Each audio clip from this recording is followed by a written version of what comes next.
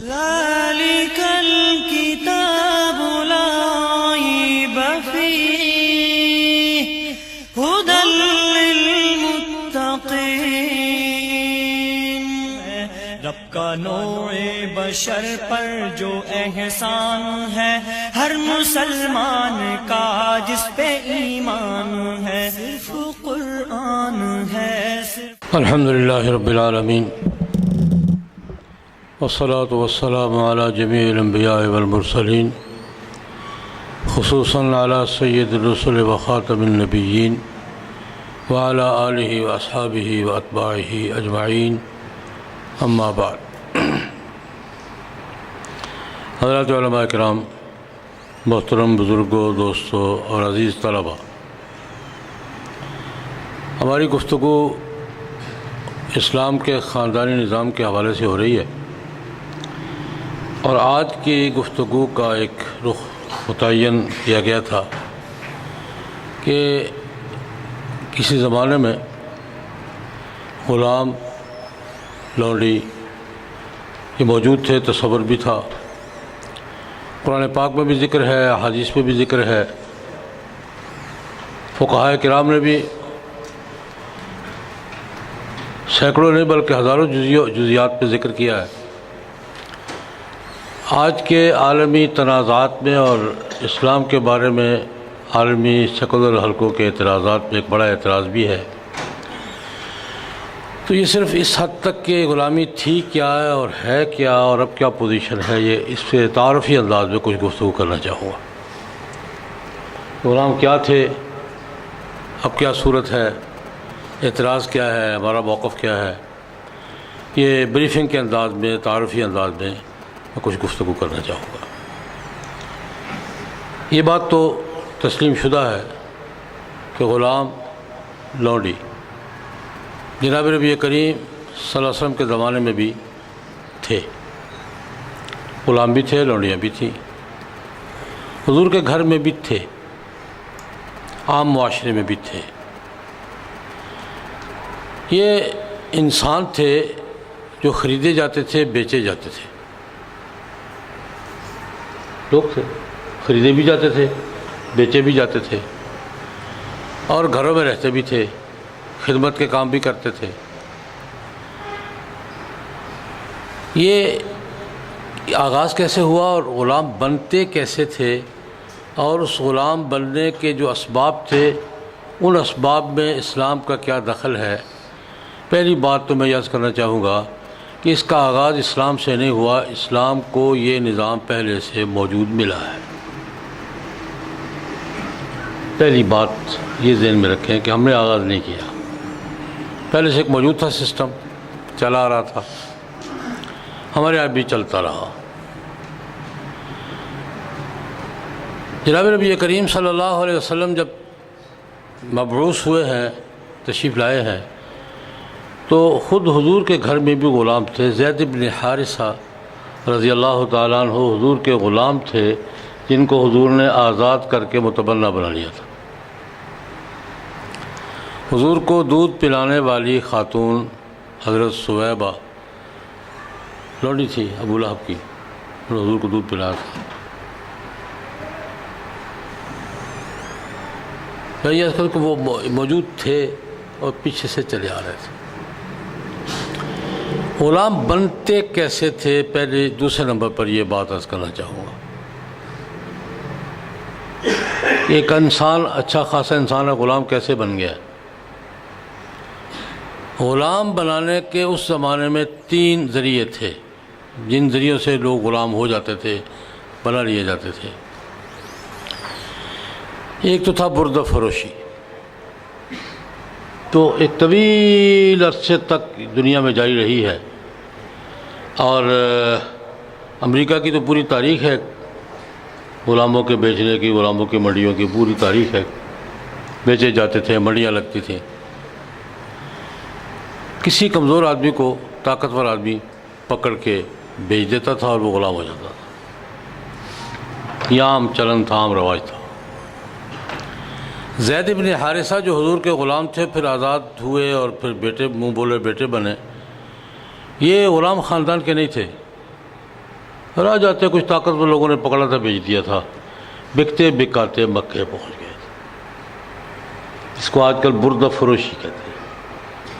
آج بھی ہے دنیا میں طاقتور لوگ کسی کمزور آدمی کو پکڑ کے بیچتے تھے، پیسے کھڑے کرتے تھے۔ بلکہ تو حضرت یوسف علیہ السلام کے ساتھ بھی یہی معاملہ ہوا تھا۔ فشروہ بثمن بخس دراہم معدودہ۔ آزاد تھے، آزاد خاندان کے فرد تھے، کنویں میں بے یار و مددگار پڑے ہوئے تھے، بے سہارا تھے۔ قافلہ آیا، انہوں نے پکڑا، آگے بیچ دیا۔ کسی بھی شخص کو پکڑ کے، بے سہارا کو یا کمزور کو پکڑ کے بیچ دینا، یہ غلامی کا ایک بڑا ذریعہ تھا اور قدیم سے چلا آ رہا تھا۔ حضرت سلمان فارسی رضی اللہ تعالیٰ عنہ فارس کے رہنے والے تھے، آزاد خاندان کے فرد تھے، اپنا مذہب چھوڑا، عیسائی ہوئے۔ سفر کرتے کرتے کسی نے پکڑا ہوا، بیچ دیا۔ اسلام قبول کرنے سے پہلے کہتے ہیں میں 10 سے زیادہ مالک بھگت چکا تھا۔ ایک نے بیچا، دوسرے نے بیچا، تیسرے نے بیچا، بکتے بکاتے مدینہ منورہ کے یہودی خاندان نے خرید لیا ان کو، اور یہ غلامی ان کے لیے نعمت بن گئی۔ 2 آدمیوں کے بارے میں کہا کرتا ہوں کہ 2 آدمی اگر غلام نہ ہوتے تو یہ مقام نہ ملتا عالم اسباب میں۔ زید بن حارثہ وہ خوش نصیب صحابی ہیں جن کا نام قرآن پاک میں ہے، جن کو حضور نے منہ بولا بیٹا بنایا۔ غلامی ان کے لیے نعمت بن گئی۔ کچھ لوگوں نے پکڑا، بیچ دیا، بکتے بکاتے آئے مکہ مکرمہ میں، حضور کے گھر آ گئے، آگے سارے مراحل۔ یعنی یہ غلامی تھی تو غلامی، لیکن ان کے لیے کیا بن گئی؟ اللہ کی بہت بڑی نعمت کا ذریعہ بن گئی۔ یہی سلمان فارسی کے ساتھ ہوا، رضی اللہ عنہ کے ساتھ۔ لوگوں نے پکڑ کے بیچ دیا، بکتے بکاتے کہتے 10 مالک بھگت چکا تھا اسلام مدینہ پہنچنے سے پہلے۔ تو مدینہ منورہ پہنچے تو حضور کی زیارت ہوئی، مسلمان ہوئے، میں اس تفصیل میں نہیں جاتا، لیکن یہ ایک طریقہ یہ تھا کہ کسی کمزور کو پکڑ کر لوگ بیچ دیتے تھے۔ وہ بیچارہ بے سہارا ہوتا تھا، کمزور ہوتا تھا، بکتے بکاتے۔ ایک طریقہ اور تھا جو قدیم سے چلا رہا تھا۔ کوئی آدمی تاوان میں پھنس گیا، قرضے میں پھنس گیا، قرضہ ادا کرنے کی پوزیشن میں نہیں ہے، تاوان پڑ گیا اس پر، کوئی ادا کرنے کی پوزیشن میں نہیں ہے، اتنا زیادہ ہے کہ وہ ادا نہیں کر سکتا۔ تو پھر 2 صورتیں ہوتی تھیں۔ ایک صورت یہ ہوتی تھی کہ وہ خود کہتا تھا بھائی میں قرضہ ادا کرنے کی پوزیشن میں نہیں ہوں، اپنے قرضے کے عوض مجھے غلام بناؤ، میں اپنی قرضہ ادا کرنے میں وہ قیمت سمجھ لو میری، میں تمہارا غلام ہوں۔ خود پیشکش کر کے غلام ہو جاتا تھا کہ میں تاوان نہیں دے سکتا، قرضہ نہیں دے سکتا، میں تمہارا غلام۔ وہ رسی ڈال لیتا تھا۔ یہ بھی طریقہ عام رائج تھا۔ اس کی دوسری صورت یہ تھی کہ مقدمہ قرضہ ہے، تاوان ہے، پیسے دینے ہیں، تو جرگہ، پنچایت یا عدالت، اس زمانے کی جو عدالتیں ہوتی تھی، وہ مقدمے میں فیصلہ کر دیتی تھی کہ یہ اس کے ذمہ تاوان ہے، ادا کرنے کی پوزیشن میں نہیں ہے، اس کے عوض یہ غلام ہے۔ آج خود بھی پیشکش کر دیتا تھا، اور اس زمانے کے عرف میں جرگے اور پنچایتیں بھی یہ فیصلہ کر دیتی تھی کہ اس کے ذمہ اتنے پیسے نہیں دے سکتا، چلو یہ لے جاؤ، اس کو گلے میں رسی ڈالو۔ گلے میں رسی ڈالنا محاورہ تھا کہ یہ غلام ہے۔ اس سلسلے میں ایک بڑا دلچسپ واقعہ ابو داؤد شریف میں حضرت بلال رضی اللہ عنہ کے حوالے سے مذکور ہے۔ مدینہ منورہ میں ہجرت کے بعد جناب نبی کریم صلی اللہ علیہ وسلم کے گھر کے اخراجات اور معاملات کے انچارج حضرت بلال ہوا کرتے تھے۔ گھر کا نظام سارا، لین دین کا خرچہ ورچہ، قرضہ ادائیگی، یہ سارے معاملات کے انچارج حضرت بلال تھے۔ گھر کے افراد کو خرچہ پہنچانا ہے، کوئی مہمان آ گیا اس کو سنبھالنا ہے، حضور کا جو لین دین ہے وہ یہ سارے معاملات بلال کرتے تھے. حضور کے وزیر امور خانہ داری تھے، سارے معاملات ان کے ہاتھ پہ تھے. حضور ان معاملات میں اس حوالے سے فارغ تھے کہ بلال کی ذمہ داری ہے، گھر میں خرچہ دینا ہے، پاس ہے تو دے دیں، قرضہ لے کے دے دیں، کہیں سے کریں، بعد میں حساب کرتے رہیں گے. ذمہ داری ان کی تھی. بلال کہتے ہیں رضی اللہ تعالیٰ عنہ کہ میں عام طور پہ ہمارے محلے میں یہودی تھا، اس سے قرضہ لے لیا کرتا تھا. ازواج مطہرات کو خرچہ دینا ہے، کوئی مہمان آ گیا ہے، کہیں کو حضور نے بولا فلاں کو پیسے دے دو بھائی اتنے وہ دینے ہیں، تو میں عام طور پہ قرضہ لے لیا کرتا تھا. یہودی تھا اس کو دے دیا کرتا تھا، اسے لے لیا کرتا تھا میں، بعد میں جب آتے تھے ادا کر دیتا. کہتے ایک دفعہ قرضہ لیتے لیتے لیتے لیتے بہت قرضہ بہت زیادہ چڑھ گیا. اس نے کہا بھائی پیسے دو، سال ہو گیا 6 مہینے قرضہ لے رہے، پیسے واپس کرو. اچھا کر دو، اچھا کر نہیں بھائی صورت نہیں بن رہی. اسے دھمکی دی تھی، دیکھو 3 دن تک پیسے دے دو ورنہ گلے میں رسی ڈال دوں گا.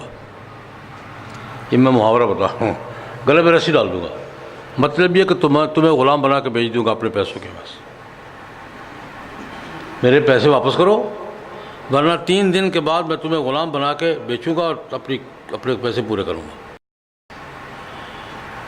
بلال جناب نبی کریم صلی اللہ علیہ وسلم کی خدمت میں آئے، یا رسول اللہ اس نے تو آج یہ دھمکی دے دی ہے، کوئی صورت بھائی اس وقت تو میرے پاس کوئی بندوبست نہیں ہے، بندوبست میرے پاس بھی نہیں ہے.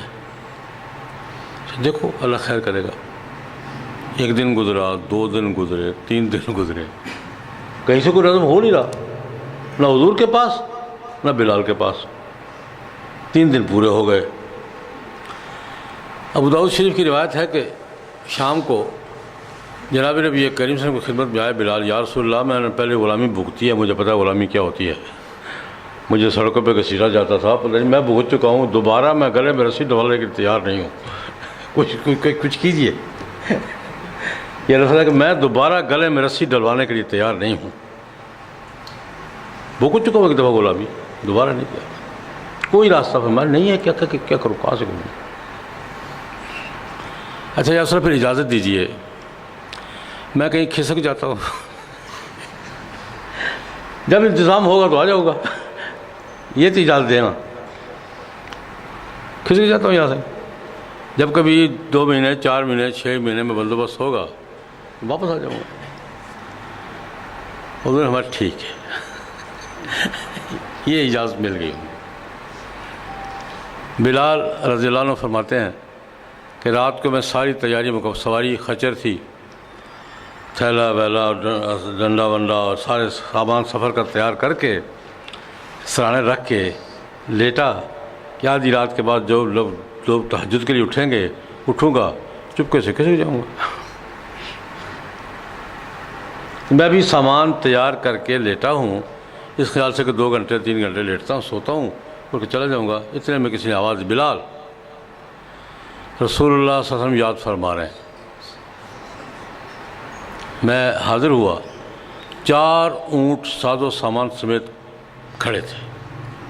4 اونٹ، اس زمانے میں غلہ والا ہوتا تھا، پورا ساز کپڑے غلہ والا پورا سامان لدا ہوا، 4 اونٹ کھڑے. رسول اللہ صلی اللہ علیہ وسلم نے فرمایا بلال یہ دیکھو ذرا نظر ڈالو، قرضہ ادا ہو جائے گا. یا رسول اللہ نہیں، پوچھ پاچھ بھی جائے گا، ہو جائے گا، جاؤ لے جاؤ.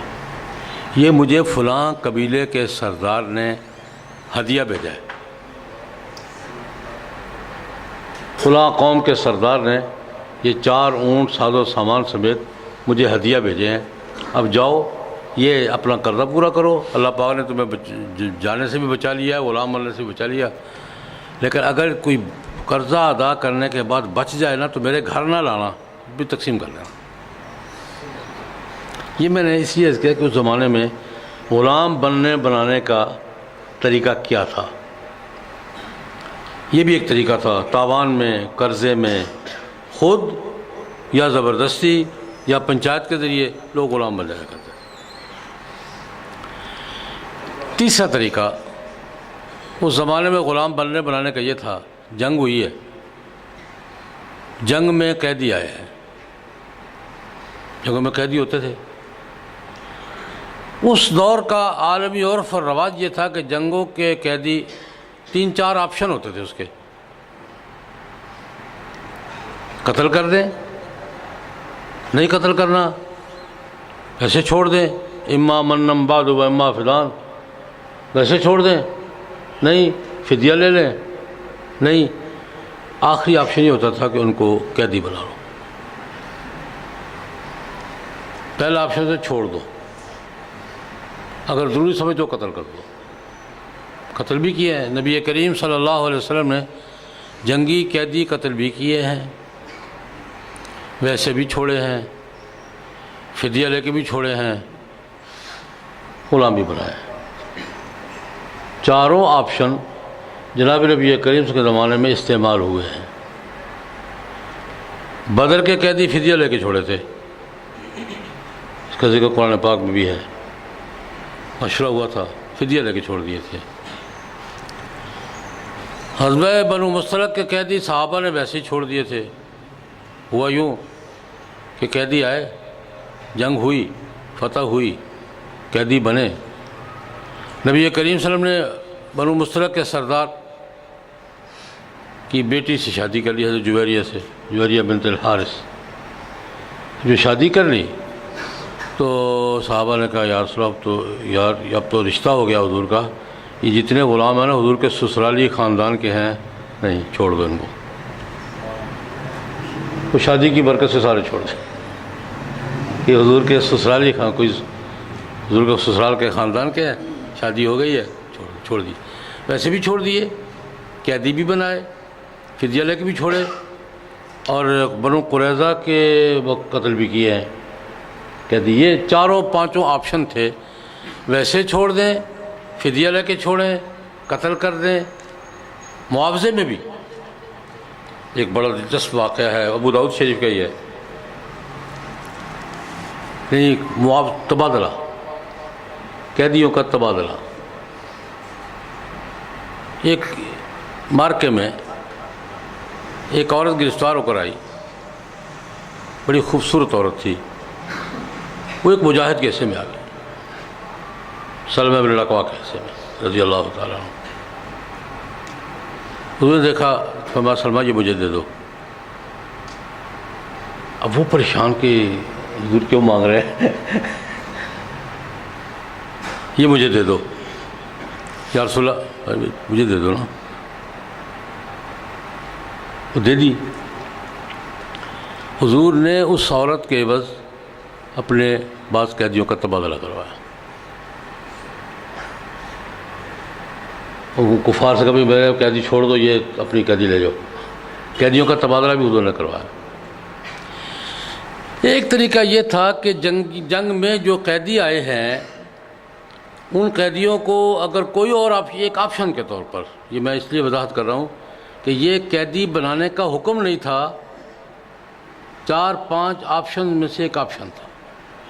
اگر اور کوئی صورت ممکن نہیں ہے، قیدی ہی رکھنا ہے، تو پھر قیدی رکھنے میں اجتماعی قید خانے نہیں ہوتے تھے۔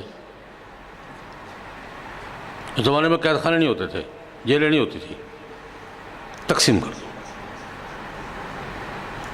یہ تھا کہ جب قیدی ہی رکھنے ہیں تو پھر قیدیوں کو اکٹھا کیا کیمپ بنانے کے بجائے کیا کر دو، تقسیم کر دو۔ یہ ہوتے تھے غلام اور لوڑے۔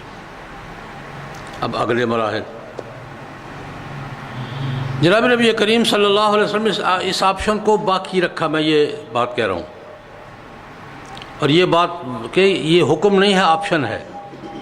ان آپشن میں سے ایک آپشن کو باقی رکھا، لیکن اس میں اصلاحات کی، پھر ان کا معاشرتی مقام متعین کیا، معاشرتی حیثیت باقی رکھی ان کی، ان کو اعزاز دیا۔ 2 حوالے دوں گا، بخاری شریف کے دونوں۔ حضور نبی کریم صلی اللہ علیہ وسلم بھی تمہارے جیسے انسان ہے یار، تقدیر کے تحت تمہارے ماتحت آ گئے، اخوانکم خوالکم جعلہم اللہ تحت ایدیکم. ہمارے انسان بھائی ہیں بھائی، ان کے ساتھ معاشرتی معاملہ وہی کرنا جو آپس میں کرتے ہو. حضرت ابو ذر غفاری بھی کہتے ہیں، سلمان فارسی بھی کہتے ہیں رضی اللہ تعالیٰ عنہ کہ جناب نبی کریم صلی اللہ علیہ وسلم نے ہدایات جاری کر دیں کہ یہ اگر کسی کے ماتحت غلام ہو، جو خود کھاتے ہو ان کو کھلاؤ، جو خود پہنتے ہو ان کو پہناؤ، ان کی طاقت اور حیثیت سے زیادہ کام ان پر مت ڈالو، جو کام وہ نہیں کر سکتے ان کے کھاتے مت ڈالو، اور اگر کوئی کام ان کی حیثیت سے یا طاقت سے زیادہ ہے تو خود ساتھ مل کے تعاون کرو. ایک دفعہ ایک صاحب آئے سلمان فارسی کے پاس رضی اللہ تعالیٰ عنہ، جیسا سوٹ خود پہنا ہوا ہے ویسا غلام کو پہنا ہوا ہے. تو آنے والے نے پوچھا یا حضرت غلام ہے، اس کو مناسب سوٹ کام آ سکتا تھا تو میں نہیں. یہ حدیث سنائی کہ نبی کریم صلی اللہ علیہ وسلم نے فرمایا کہ یہ تمہارے بھائی ہیں بھائی، ایک تقدیر ہے کہ تمہارے ہاتھوں کے نیچے آ گئے تحت جعلہم اللہ تحت ایدیکم. یہ حکم دیا کہ اپنے گھر کے ماحول میں گھر کی طرح رکھو، وہ کھلاؤ جو خود کھاتے ہو، وہ پہناؤ جو خود پہنتے ہو، ان کی صلاحیت اور استعداد سے زیادہ کام مت ڈالو، اگر کوئی کام ان کی طاقت سے زیادہ ہے تو خود ساتھ مل کے تعاون کرو ان کے. پھر ابو مسعود انصاری رضی اللہ تعالیٰ عنہ کہتے ہیں، بخاری شریف کی روایت ہے یہ بھی، کہتے ہیں کہ میں ایک پہاڑ پہ جا رہا تھا تو میری ایک لونڈی تھی، وہ بکریاں چلا رہی تھی، لڑکی تھی لونڈی تھی، بکریاں چلا رہی تھی. میرے دیکھتے دیکھتے ایک بھیڑیا آیا، بکری کی ٹانگ پکڑی کھینچ کے لے گیا. میں گیا جا کے تھپڑ مارا اس کو. تو کیا کر رہی ہے؟ بھیڑیا بکری لے گیا، تو یہاں کیا کر رہی ہے؟ مالک تھے وہ، لونڈی تھی، غلام تھی. کہتے میں نے زور سے تھپڑ مارا اس کوتاہی پر کہ تمہارے ہوتے ہوئے بھیڑیا بکری کیوں لے گیا ہے. بات تو ظاہر بنتی بھی ہے. پیچھے سے آواز آئی، ابو مسعود، یا ابا مسعود اللہ اقدر والے کا، تو اس لونڈی پر جو قدرت رکھتا ہے نا، اللہ تجھ پر اس سے زیادہ قدرت رکھتا ہے. اس بڑی قدرت والے کو بھی دیکھ. میں نے پیچھے مڑ کر دیکھا، آواز دینے والے جناب نبی کریم صلی اللہ علیہ وسلم. بھائی اس کو تھپڑ مارا ہے؟ یا سنا غلطی ہو گئی تھی، تھپڑ کیوں مارا تم نے؟ ابو مسعود کہتے میں نے اس کے یا رسول اللہ غلطی ہو گئی ہے، میں خدا کے لیے اس کو آزاد کرتا ہوں، اس تھپڑ کی وجہ سے اللہ کی رضا کے لیے اس کو کیا کرتا ہوں؟ آزاد کرتا ہوں. نبی کریم صلی اللہ علیہ وسلم نے فرمایا اگر تم اس کو آزاد نہ کرتے لَنَفَحَتْكَ النَّارُ، جہنم کی آگ تو جو گھیرے میں لے لیتی. حضور نے یہ اس قدر سختی کے ساتھ ان کے معاشرتی مقام کا تعین کیا، ان کی حدود متعین کی. لیکن یہ میں بالکل وضاحت کے ساتھ کروں گا، یہ آپشن جناب نبی کریم صلی اللہ علیہ وسلم نے باقی رکھا ہے. حضور کے زمانے میں بھی تھا، صحابہ کرام کے زمانے میں بھی تھا. حضرت عمر رضی اللہ تعالیٰ عنہ کو شہید کرنے والا کون تھا؟ ابو لولو. یہ کون تھا؟ حضرت مغیرہ ابن شعبہ کا غلام تھا. اس پر حضرت عمر رضی اللہ عنہ نے تبصرہ بھی کیا. حضرت عمر مدینہ منورہ میں غلاموں کو زیادہ رکھنے کے حق میں نہیں تھے، لیکن حضرت ابن عباس سے کہا کہ تیرا باپ زیادہ کوشش کرتا تھا یار، اب دیکھ نتیجہ دیکھ لیا ہے. غلامی کے 3 طریقے میں نے عرض کیے: پکڑ کے بیچ دینا آزاد آدمی کو، قرضے یا تاوان میں کسی کو غلام بنا لینا، یا جنگی قیدی کو قیدی رکھنا ہے تو تقسیم کر دینا. یہ 3 طریقے تھے جناب نبی کریم صلی اللہ علیہ وسلم نے پہلے 2 طریقے تو مکمل طور پر منع فرما دیے، تو کھڑکیاں بند کر دی حضور نے۔ وہ جو باقی دنیا نے 1000 سال بعد میں بند کی ہیں، حضور نے اس زمانے میں بند کر دی۔ بیع الحر حرام، ثمن الحر حرام، ہمیں کسی آزاد آدمی کی قیمت لینا، کسی آزاد آدمی کو بیچنا کسی بھی حوالے سے یہ حرام ہے۔ یہ پہلا طریقہ بھی حضور نے کیا کر دیا؟ کلیتاً حرام قرار دے دیا۔ اور تاوان اور قرضے میں بھی کسی کو غلام بنانے کی حضور نے اجازت نہیں، دونوں راستے بند ہو گئے۔ جناب نبی کریم صلی اللہ علیہ وسلم کے اعلان کے ساتھ یہ دونوں راستے کیا ہو گئے؟ بند ہو گئے۔ بیع الحر بھی حرام، اور تاوان اور جرمانے میں بھی کسی کو غلام بنانے کا کوئی ذکر، کوئی تذکرہ نہ حضور کے زمانے میں نہ خلفاء راشدین کے زمانے میں ملتا ہے، اور اس کے بعد بھی آج تک کوئی ایک مثال بھی نہیں پیش کی جا سکتی کہ اسلامی تاریخ میں کسی کو تاوان میں یا قرضے کے عوض غلام بنایا گیا ہو۔ یہ دونوں راستے حضور نے کیا کر دیے؟ بند کر۔ تیسرا راستہ جنگی قیدیوں کے حوالے سے یہ باقی رہا، کب تک؟ اس پہ ذرا غور کرنے کی ضرورت ہے۔ اب سے 200 برس پہلے تک میں اس بات پہ غور کی دعوت دوں گا، گزشتہ 2 صدیوں میں اسلام کے نام پر جہاد کے عنوان سے جتنی باضابطہ جنگیں لڑی گئی ہیں جمہور علماء کی تائید کے ساتھ، فلسطین کا جہاد ہو، افغانستان کا جہاد ہو، کشمیر کا جہاد ہو، یا ہمارا ہندوستان کا جہاد آزادی ہو، ہوئی ہیں جنگیں کی ہم نے کم از کم گزشتہ 150 سال میں۔ شرعی جہاد جو علماء کے، جمہور علماء کے تائید کے ساتھ لڑے گئے ہیں، کسی کو نہ غلام بنایا گیا ہے نہ لونڈی بنایا گیا۔ آج بھی جو شرعی مسلمہ جہاد ہیں ان میں کسی کو نہ غلام بنایا جاتا ہے نہ لونڈی بنایا جاتا ہے۔ کیوں؟ یہ بات سمجھ لیجیے۔ اور مغرب یہی ہم پہ اعتراض کر رہا ہے۔ مغرب کا ہم پر اعتراض یہ ہے کہ تم نے عملاً تو تسلیم کر لیا کہ غلامی نہیں، غلامی کا وجود نہیں ہے، کتابوں میں کیوں پڑھاتے ہو بھائی؟ عملاً تو تم بھی نہیں کر رہے، انفرادی طور پہ کوئی گروپ کر رہے ہوں، ان کی بات نہیں۔ میں نے شرط یہ کہ جمہور علماء کے حمایت سے جو باضابطہ جہاد ہوئے ہیں، کشمیر کا، فلسطین کا، افغانستان کا، اور یہ ہمارا آزادی کا جہاد جو بر صغیر کا ہوا ہے، شہدائے بالاکوٹ، ان تمام جہادوں میں جو مسلمہ جہاد تھے، نہ کسی کو غلام بنایا گیا ہے، نہ کسی کو لونڈی بنایا گیا ہے، نہ تقسیم ہوئے ہیں۔ کیوں؟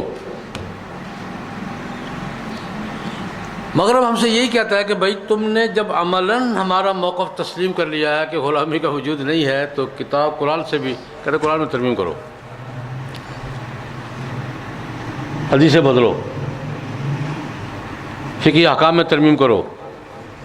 ہمارے دینی مدارس کے نصاب پر جو مغرب کے اعتراضات ہیں، ان میں ایک اعتراض یہ بھی ہے کہ یہ غلامی پڑھاتے ہیں۔ کیا خلا پڑھاتے ہیں؟ نہیں پڑھاتے۔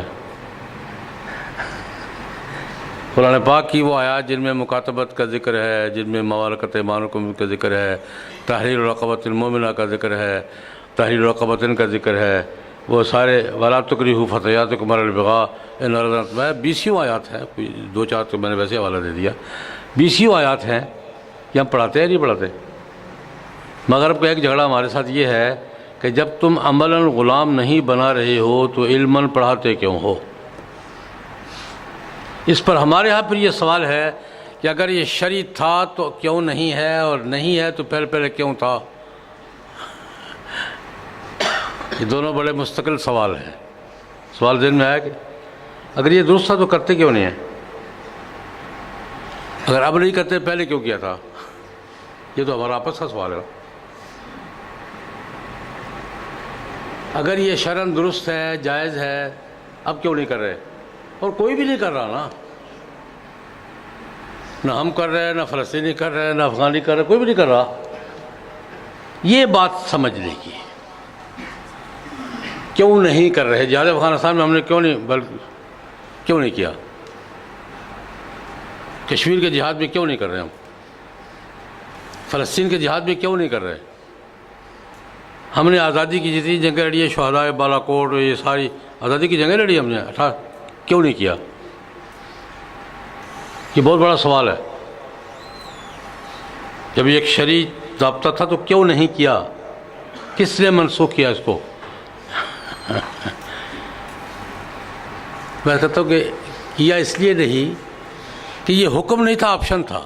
میں نے پہلے ہی سوال کر دیا تھا، قرآن پاک کا یہ حکم نہیں ہے. 4-5 آپشن میں سے ایک آپشن ہے کہ اگر اور نہ ہو تو یہ بھی کر سکتے ہو. حکم کی نوعیت اور ہوتی ہے، آپشن کی نوعیت اور ہوتی ہے. آزاد کر دو، قتل کرنا قتل کر دو، فدیہ لے لو، اور قیدی بنا لو. قیدی بنانے پہ پھر 2 ہیں، اجتماعی قید خانے یا تقسیم کرنا. ہم اس لیے نہیں کر رہے، اس زمانے کا عالمی عرف یہ تھا کہ قیدی تقسیم کر دیے جاتے تھے. اب دنیا میں قیدیوں کے بارے میں اقوام کا آپس میں سمجھوتا ہو چکا. قیدیوں کے ساتھ کیا معاملہ کرنا ہے؟ جنیوا کنونشن موجود ہے. اور معاہدات کے بارے میں ایک بات اصولی یاد رکھیں. بہت سے معاہدات کی بات میں بھی کروں گا اپنے کسی معاہدات میں ہمیں کیا کیا نقصان ہے، کیا کیا فائدہ ہے. لیکن ایک بات ذہن میں رکھیں کہ اس وقت دنیا میں حکومت معاہدات ہی کی ہے، حکومتوں کی نہیں ہے. 27 معاہدات ہیں دنیا کے جو حکومت کر رہے ہیں دنیا پر. نہ آپ خلاف ورزی کر سکتے ہیں، نہ کوئی اور کر سکتا ہے. معاہدات کی حکومت ہے. معاہدات کے بارے میں بات اپنے مقام پہ تفصیل سے کروں، کہ آج اصولی بات یہ کرتا ہوں کہ بین الاقوامی معاہدات میں ہمارے لیے اصول یہ ہے کہ نص صریح اور نص قطعی کے خلاف کوئی بات ہوگی ہم اس کے پابند نہیں ہیں. لیکن اجتہادی معاملات میں جہاں ہمیں اجتہادی طریقے سے معاملات کو سیٹ کرنے کا اختیار ہے، وہاں ہم بین الاقوامی معاہدات کی پابندی کریں گے.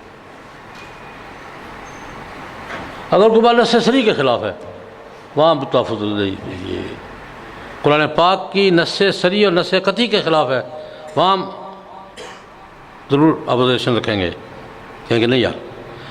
لیکن جو معاملات اجتہادی ہیں، جہاں آپس میں ہم حالات کے تغیر کے تبدیلی سے تبدیلی کر سکتے ہیں، وہاں ہم بین الاقوامی معاہدات قبول کریں گے. اور بین الاقوامی معاہدات کا احترام جناب نبی کریم صلی اللہ علیہ وسلم نے بھی کیا ہے. یہ فرق ضرور ذہن میں رکھیں گے کہ یہ قرآن پاک کی نص صریح اور نص قطعی کے خلاف تو نہیں ہے، وہاں ہم اپنے تحفظ کے ادارے نہیں یار. اور میں ایک بات پہ ایک عرصے سے زور دے رہا ہوں کہ ہمیں آج کے بین الاقوامی معاہدات کو، ہمارے جو علمی ادارے ہیں، ان کو معاہدات سامنے رکھ کر یہ تعین کر دینا چاہیے کہ یہ 5-7 باتیں ہمارے لیے قابل قبول نہیں ہیں، نصوص کے خلاف ہیں، اور یہ باتیں ہمارے لیے قابل قبول ہیں. یہ فرق ہمیں واضح کر دینا چاہیے. ہم نہیں کر رہے. اصول میں نے یہ کیا کہ نصوص کے خلاف بات نہیں مانیں گے ہم. اجتہادی معاملات میں بھئی اب ایک دوسرے کی بات ہے تو کوئی اعتراض کی بات نہیں. اور بین الاقوامی عرف کا احترام خود جناب نبی کریم صلی اللہ علیہ وسلم نے اس کی اجازت دی ہے، کیا ہے. میں 2 حوالے دوں گا، دونوں بخاری شریف میں ہیں. جناب نبی کریم صلی اللہ علیہ وسلم نے جب دنیا کے مختلف بادشاہوں کو خطوط لکھنے کا ارادہ کیا تو حضور کو بتایا گیا کہ آج کے طریقہ یہ ہے کہ سادہ خط قبول نہیں کیا جاتا مہر کے بغیر. حضور نے خطوط کیسر کو، کسریٰ کو، بکوکس کو، نجاشی کو، بادشاہوں کو خطوط لکھے، موجود ہے تاریخ میں. حضور سے کہا گیا کہ یا رسول اللہ، لوگ بادشاہ جو ہے نا سادہ خط نہیں پڑھتے، ایک پروٹوکول ہے، باقاعدہ مہر ہوتی ہے، مہر کے ساتھ خط لیا جاتا ہے ویسے خط قبول نہیں کیا جاتا۔ جناب نبی کریم صلی اللہ علیہ وسلم نے اس تقاضے کو، انس بن مالک بڑی تفصیل سے روایت بیان کرتے ہیں، اس تقاضے کو پورا کرنے کے لیے حضور نے انگوٹھی بنوائی، انگوٹھی کے ساتھ مہر بنوائی۔ وہ مہر حضور بھی استعمال کرتے تھے، سرکاری مہر تھی۔ حضرت صدیق اکبر بھی وہی مہر استعمال کرتے تھے، وہ سرکاری خط کی دلیل ہوتی تھی کہ یہ۔ حضرت عمر بھی وہی مہر استعمال کرتے تھے، حضرت عثمان بھی 6 سال وہی مہر استعمال کرتے رہے، اور 6 سال کے بعد ان کے ہاتھ سے کہ گری اور ملی نہیں۔ تو یہ جناب نبی ایک اس زمانے کا جو عالمی عرف تھا، نبی کریم صلی اللہ علیہ وسلم نے کوئی حرج نہیں تھا اس میں، کوئی خلاف ورزی نہیں ہو رہی تھی کسی بات کی، حضور نے اس کو قبول کیا، مہر بنوائی ہے، اور مہر حضور کے استعمال میں رہی ہے۔ وہ مہر ہم برکت کے لیے اس کو ہم اپنے پاس رکھتے بھی ہیں، وہی محمد الرسول اللہ جو مہر۔ بخاری ہی کی ایک روایت اور ہے، میں یہ بات عرض کر رہا ہوں کہ بین الاقوامی معاہدات یا بین الاقوامی عرف، وہ باتیں جس میں ہمیں کوئی اصول، ہمارے اصول متاثر نہیں ہوتے، ان کو قبول کرنے میں کوئی حرج نہیں ہے، اور حضور نے قبول کیے ہیں۔ اس پر ایک بات میں نے مہر کی عرض کی، ایک بات اور عرض کرتا ہوں۔ بخاری شریف کی روایت ہے، مسلمہ کذاب نے حضور کے زمانے میں نبوت کا دعویٰ کیا تھا۔ حضور کو بھی نبی مانتا تھا، خود بھی نبوت کی بات کرتا تھا، وہ حضور کی نبوت سے انکاری نہیں تھا۔ وہ پہلے حضور کا اقرار کرواتا تھا ان محمد رسول اللہ، پھر کہتا تھا انی رسول اللہ، اس کا دعویٰ تھا۔ بے شمار اس پر شواہد ہیں۔ اذان بھی یہی کہتے تھے، پہلے حضور کا اعلان کرواتے تھے اشہد ان محمد رسول اللہ، پھر اشہد ان مسلم نعوذ باللہ من ذلک۔ جناب نبی کریم صلی اللہ علیہ وسلم کو جو خط لکھا، خط کا عنوان بھی یہی تھا، بخاری میں وہ خط موجود ہے، من مسلمۃ رسول اللہ الی محمد رسول اللہ۔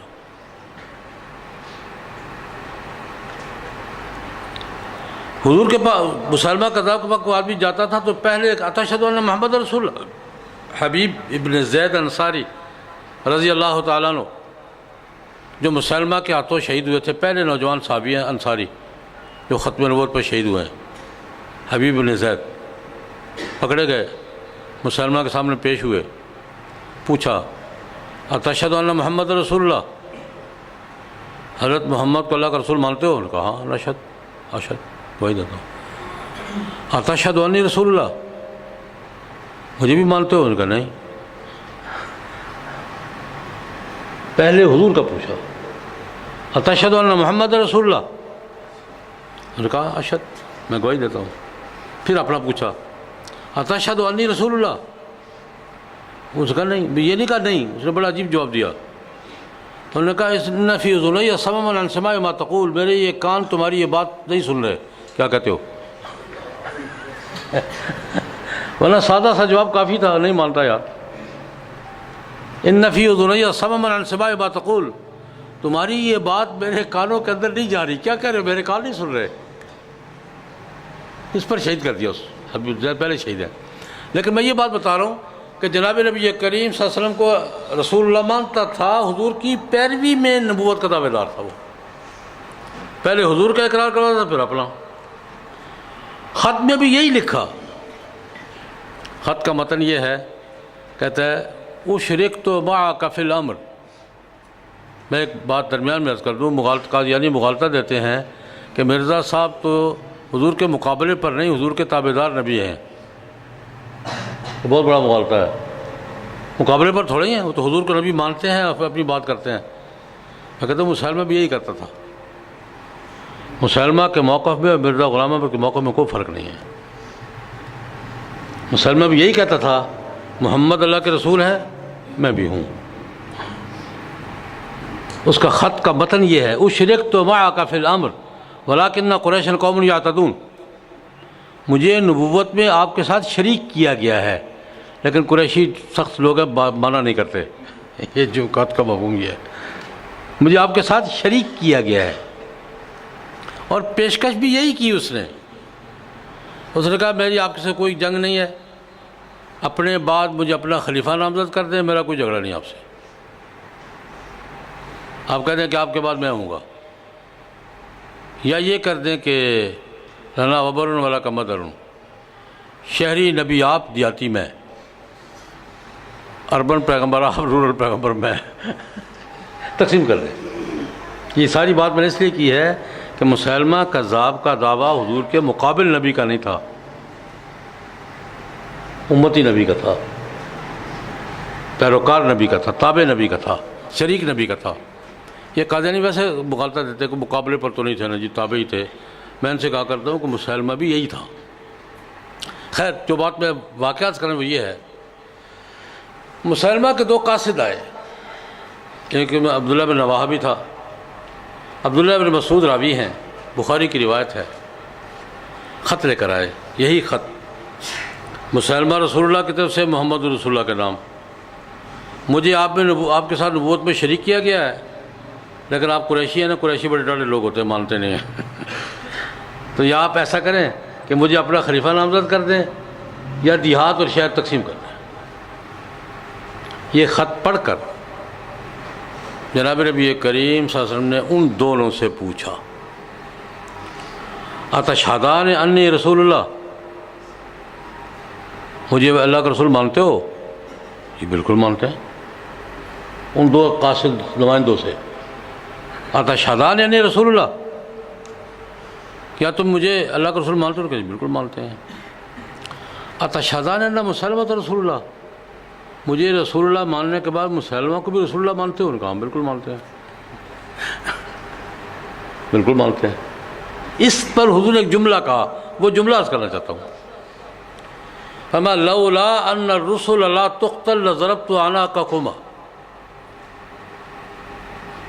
اگر یہ ضابطہ نہ ہوتا کہ سفیروں کو قتل نہیں کیا جاتا تو میں تم دونوں کی گردن اڑا دیتا. لولا ان الرسل لا تقتل لضربت اعناقکما، اگر یہ ضابطہ نہ ہوتا کہ سفیروں کو قتل، تم سفیر ہو، خط لے کر آئے ہو، اور یہ عام دنیا کا قاعدہ یہ ہے کہ سفیروں کو قتل نہیں کیا جاتا، اور سفیر کا قتل اعلان جنگ ہوتا ہے، ورنہ تم قتل کا مستحق، ہمارے ضابطے کے مطابق تم قتل کا مستحق تھے،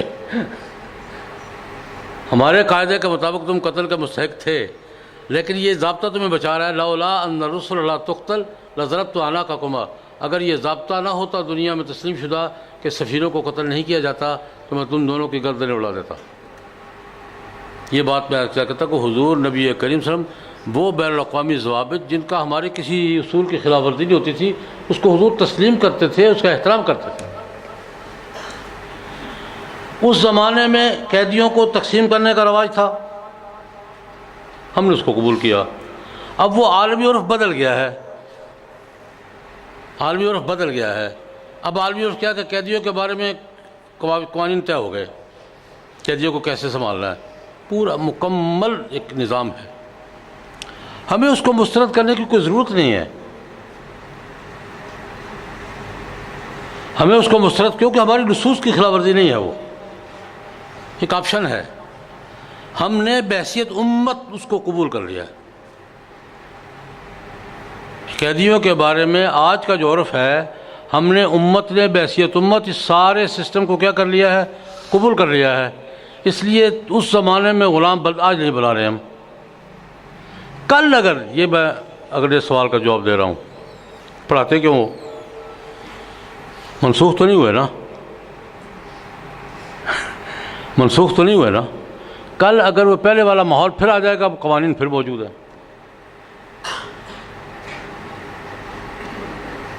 کل اگر وہ پہلے والا ماحول دوبارہ آ جائے، وہ عرف دوبارہ آ جائے تو قوانین موجودہ قوانین منسوخ کسی نے نہیں کیے. اس کی ایک مثال دوں گا، یہ بڑا پیچیدہ سا مسئلہ ہے لیکن سمجھنا ضروری ہے. ایک ہے حکم، ایک حکم کا محل. قرآن کریم نے صلاۃ الخوف پڑھا قرآن کریم میں، اذا كنت فيهم فاقمت لهم الصلاۃ فلتقم طائفة منهم معك فليأخذوا أسلحتهم. وہ ساری ترتیب ذہن میں ہے. یہ قرآن پاک نے جنگ کی حالت میں نماز کی ترتیب کیا بیان کی ہے. علماء کرام ترتیب ذہن میں آ گئی ہے کہ قرآن پاک نے جنگ کی حالت میں نماز کی ترتیب، ایک گروہ وہاں کھڑا ہو، ایک پیچھے کھڑا ہو، وہ سامنے ہوں، وہ یہ کریں یہ نہیں کریں، ایک رکعت پڑھے 2 رکعت، ساری ترتیب بیان کس نے کی ہے؟ قرآن پاک نے۔ آج اس ترتیب سے آپ میدان جنگ میں نماز پڑھیں گے؟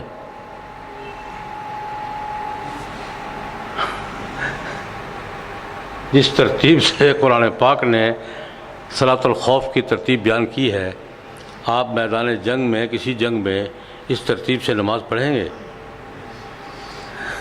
کہ مورچوں سے؟ اب صفوں کی جنگ نہیں، مورچوں کی جنگ ہے۔ سارے مورچوں سے بلا کر 10-12 ہزار فوجیوں کو اکٹھا صف میں کھڑا کریں گے؟ آپ قرآن کہتا ہے صف میں کھڑا کرو، کریں گے آپ؟ یہ اجتماعی خودکشی ہے۔ اچھا، یہ حکم منسوخ ہو گیا ہے؟ نہیں، حکم بھی منسوخ نہیں ہوا، آپ کریں گے بھی نہیں۔ میری بات سمجھ میں آ رہی ہے کہ نہیں آ رہی؟ حکم منسوخ کوئی کر سکتا ہے؟ قرآن پاک کا حکم کوئی منسوخ کر سکتا ہے؟ کسی اتھارٹی ہے؟ حکم منسوخ نہیں ہوا، لیکن آج آپ کریں گے؟ نہیں، حکم ہے، محل نہیں ہے۔ کل اگر دوبارہ صفوں کی جنگ آ گئی پھر وہی حکم ہے۔ میری بات سمجھ آ رہی ہے کہ نہیں آ رہی؟ آج آپ ایسا نہیں کریں کیونکہ قرآن پاک کا حکم ہے اس لیے ہم نے مورچے سے نکال کر سارے 2000 فوج کو اکٹھا کر صفوں میں کھڑا کرنا ہے، تو ایک بم کافی ہے۔ حکم اور اپنی جگہ، محل اپنی جگہ، حکم کا محل نہیں ہے۔ صلاۃ الخوف کا حکم منسوخ نہیں ہوا، آج بھی ہم پڑھتے ہیں، پڑھاتے ہیں، حدیث میں بھی پڑھاتے ہیں، فقہ میں بھی پڑھاتے ہیں، پورے آج ہی اتفاق سے بخاری شریف میں میرے صبح کا سبق صلاۃ الخوف ہی تھا، وہی روایات آج صبح سبق میں گزری ہیں۔ مثال میں نے جو دی ہے، سمجھ میں آئی ہے بات؟ کہ ایک ہے حکم، حکم باقی ہے، ایک ہے محل موجود نہیں ہے، اس لیے حکم پر عمل ہم محل نہ ہونے کی وجہ سے عمل نہیں کریں گے، لیکن منسوخ اس لیے نہیں کر رہے، نہ کر سکتے ہیں کہ کل اگر دوبارہ وہی ماحول بحال ہو گیا تو حکم تو باقی ہے۔ غلامی کے حوالے سے میں عرض کروں گا کہ آج کے حالات غلامی کے ان قوانین کا محل نہیں ہے، جس طرح صلاۃ الخوف کا محل نہیں ہے، ویسے غلامی کے احکام کا محل نہیں ہے۔ آج ہم اسی طرح عالمی عرف کی پابندی کریں گے جس طرح بہت سے معاملات میں جناب نبی کریم صلی اللہ علیہ وسلم نے عالمی عرف کی پابندی کی ہے۔ اس لیے غلامی اپنے زمانے میں تھی، آج اس کی شرائط نہیں ہے، آج اس کا محل نہیں ہے، اب اس پر عمل نہیں ہو رہا۔ کل اگر خدا نخواستہ دوبارہ وہ ماحول پیدا ہو گیا تو احکام باقی ہیں، احکام منسوخ نہیں ہوئے۔ یہ میں نے تھوڑا سا مسئلہ عرض کیا ہے کہ ایک بات میں نے کی کہ ہم نے نہیں شروع کیا، ابھی ہم نے شروع کیا ہوا میرا ہے۔ غلامی کے 2 آپشن ہم نے بالکل بند کر دیے، مردہ فروشی بھی اور تاوان بھی۔ ایک آپشن کو بطور آپشن کے باقی رکھا تھا کہ اور نہیں تو یہ صحیح، اگر باقی آپشن عمل ہو سکتا ہے تو یہ آپشن ضروری نہیں ہے، اگر باقی آپشنز بھی عمل ہو سکتا ہے تبادلے پر، رہائی پر اور صورتوں پر، تو یہ آپشن ضروری نہیں ہے۔ اس لیے گزشتہ 1.5-2 صدیوں سے اس پر عمل نہیں ہو رہا، لیکن احکام بھی منسوخ نہیں ہوئے۔ کل اگر وہ دوبارہ ماحول آ جائے گا تو احکام ویسے کے ویسے موجود ہیں، اس ماحول کے مطابق ان پر عمل ہوگا۔ یہ میں نے مختصر وضاحت کی ہے کہ غلامی کا مسئلہ ہے کیا اور ہمارے ہاں اس کا اس وقت موجودہ صورتحال کیا ہے۔ اگلی انشاءاللہ بات اللہم صلی علی سیدنا محمد۔ کوئی دوسرا پوچھنی ہو بات تو پوچھ سکتے ہیں۔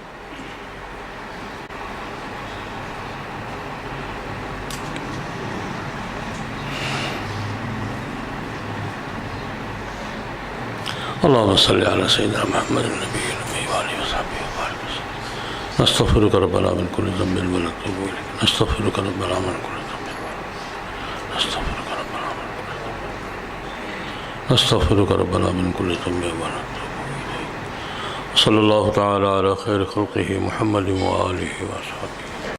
ذلك الكتاب لا ريب فيه هدى للمتقين۔